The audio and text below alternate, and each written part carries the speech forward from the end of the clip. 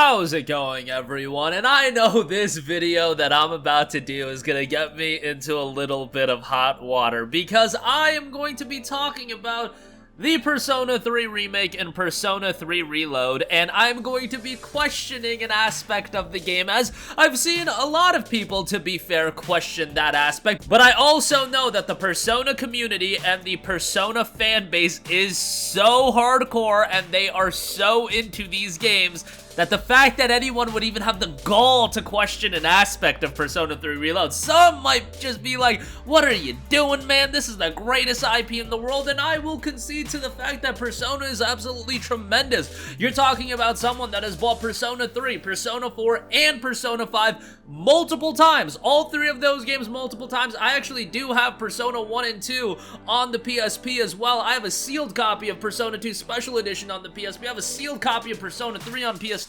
I don't even know why I have those. I can't even remember buying them, but that should go to show that I am a fan of this franchise. However, it has recently been revealed that Persona 3 Reload will be dropping on February 2nd of 2024, but the key information that has come with the game is the fact that it will be a whopping $70. The pre-order is live on Steam. It is $70 on PC as well. A lot of the times, you'll see these games come out and the PC version will be $10 cheaper. I look at an Immortals of Aveum, that is $60 on PC, $70 on consoles.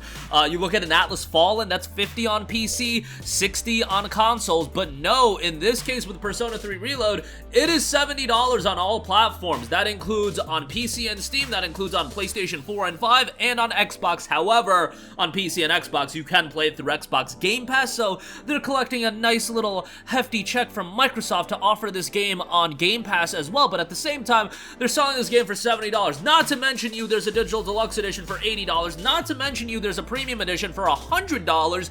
So this is quite the expensive game. Now, there's two schools of thoughts on this one. Let's talk about this game should be $70. Look, it's a Persona game. How much do you spend on a movie ticket? You spend like 18 bucks on a movie ticket, you get 2 to 3 hours of entertainment, and you go home. Well, with Persona, you spend $70 or $60 for the previous titles, or $60 for Persona 5, Persona 4, and 3 were priced differently. You guys get the idea. $60, $70, whatever. You're gonna get 80 to 100 hours of gameplay, and the actual value that you get out of a purchase of a Persona game, is incredible. You get a lot of playtime and a lot of entertainment for the dollar that you spend. Now, I don't think that playtime should always be associated with how much money you spend on a game. I saw that rhetoric come up a lot with like Ratchet & Clank Rift Apart, and sure, that game is short, and sure, I would agree with you that Rift Apart shouldn't have been priced at $60 with a PC release, but, you know, Rift Apart was a major release on the PS5, it was a brand new game, big budget title, $70 was what it was, even if that game was incredibly short. I understand the argument of it being, you know, overpriced. I definitely can understand that, but I don't think playtime should always be the be-all and end-all, but it's definitely a factor, and with a Persona game, you always know you're gonna get mileage for your dollar, and I always feel like with the Persona titles, oftentimes it doesn't feel like it's bloated with a lot of games these days. Assassin's Creed, I feel like a lot of these games are bloated with a lot of content. I never really get that vibe to an extreme with Persona, so I give them a lot of credit for that, with creating an experience that, to me personally, for you guys, Assassin's Creed probably ain't bloated, and you guys love that stuff, and you can play it for 3 million hours, but for me, the Persona games are incredibly packed with content, and there's a lot to do in the games, and there's variety in the content, but it also doesn't feel like it's overly bloated, to the point where the playtime just seems like superfluous additions that don't mean anything. Okay, I'll give you that. You get a lot of playtime out of these games. Let's talk about the other aspect that a lot of you guys will be bringing up. The people that are like, why is this $70? This is a PlayStation 2 game, guys. This game came out,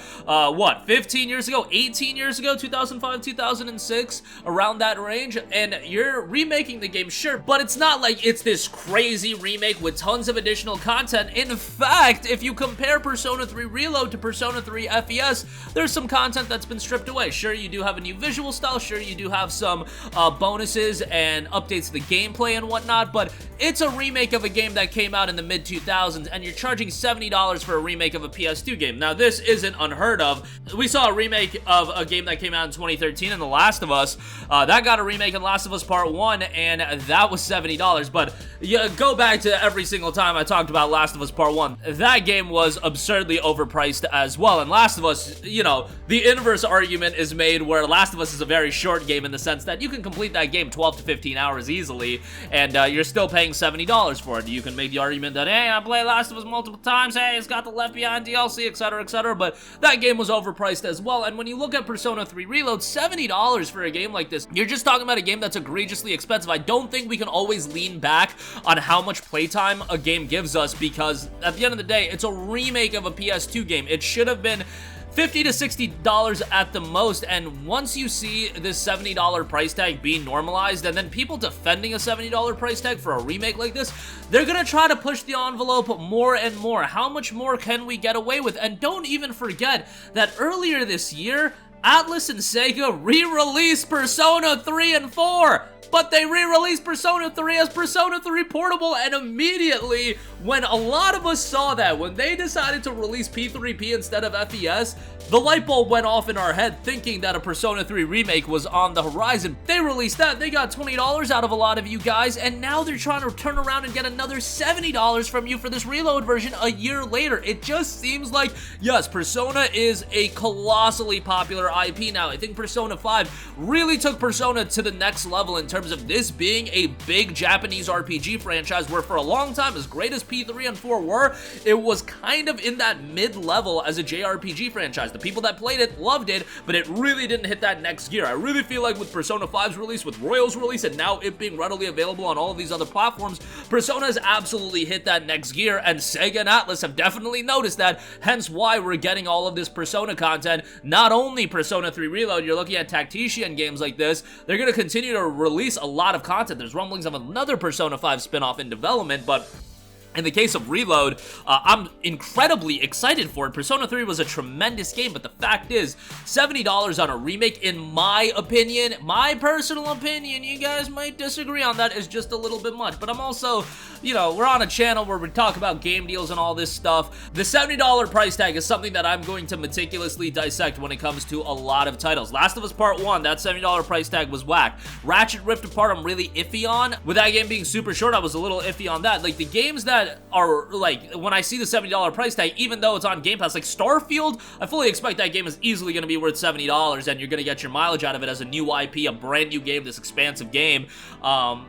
Even like a game like Star Wars Jedi Survivor, I feel like that game had a lot of content, even with all the technical issues, and obviously on PC it was just a train wreck. I'm saying, like, if that game was technically a lot better, that game would have been worth $70. The Dead Space remake is another one. It was $70, and I saw a lot of people being like, yo, this is a remake of a game from 2008, and I was thinking, man, is Dead Space coming back? And a lot of people in my comment section were like, yo, I'm not checking out the Dead Space remake because this is overpriced, and it's a, you know, 15-hour game for $70. In the case of Persona 3, at least you're getting this expansive game that's gonna be 80 to 100 hours of content for you. So, you know, I definitely understand both sides of the argument. I'm looking at it, and it being a remake of a PS2 game, and it being $70, I gotta say it's overpriced. Like, it should be $60. And again, you're talking about a digital deluxe edition that's $80, a premium edition that's $100. And what are you getting with the digital premium edition? A digital art book, digital soundtrack, some DLC packs, you know, stuff that's kind of superfluous, but the hardcore fans are gonna buy it. And that's what I've noticed with gaming and a lot of entertainment properties in general,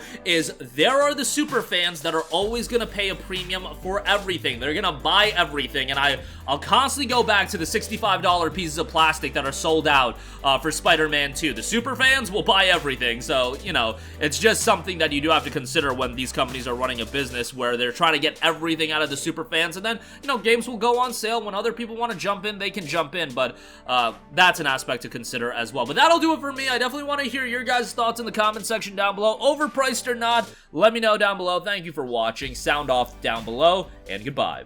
Hey guys, we hope you enjoyed the video, and if you did, make sure to hit the subscribe button, and if you're already subscribed, do us a favor and hit the bell icon. This way you'll be notified whenever we post a new video. That's the best way to keep up with all of our uploads, and we usually try to upload 2 videos a day. And with the bell icon hit, you'll be notified whenever we do upload a video. As always, thanks for watching.